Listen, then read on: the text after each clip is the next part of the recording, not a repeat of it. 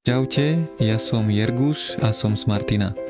Na lesnícku školu v Liptovskom Hrádku som sa rozhodol ísť preto, že ma vždy bavila príroda, les a všetko, čo s tým súvisí. Z domu to mám dosť ďaleko, takže bývam na internáte a úprimne je to úplne v pohode. Na intraku je sranda, večer sa dá vždy pokecať, zahrať si niečo, alebo len tak oddychnúť po dni v škole. Spoznal som tam veľa nových ľudí a vznikli z toho fakt dobré kamarátstva. Škola samotná je skvelá v tom, že to nie je len o učení.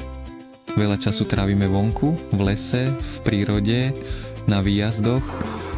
Učíme sa veci, ktoré reálne využijeme, nie len niečo, čo sa bifluje z kníh, napríklad ako sa starať o les, ako rozpoznávať druhy stromov, robiť merania alebo pracovať s mapou.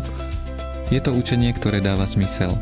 Hneď po nástupe na školu nás čakalo 5 dní výletov, to bolo fakt super. Každý deň niečo iné, nové miesta, veľa smiechu a zážitkov. Bol to asi najlepší spôsob, ako sa zoznámiť s triedou a zvyknúť si na nový život mimo domu. A potom prišla odborná prax, to je podľa mňa jedna z najlepších častí školy. Učíš sa priamo v teréne, robíš skutočné veci a vidíš, že to, čo sa učíš, má svoj význam. Nie je to len škola, ale skúsenosť, ktorá ťa niekam posúva. Na internáte sa mi páči aj to, že sme všetci taká partia. Každý je odniekiaľ, ale všetci držíme spolu.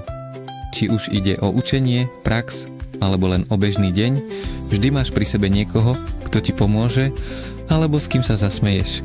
Aj keď nie som z Hradku, mám pocit, že sem patrím.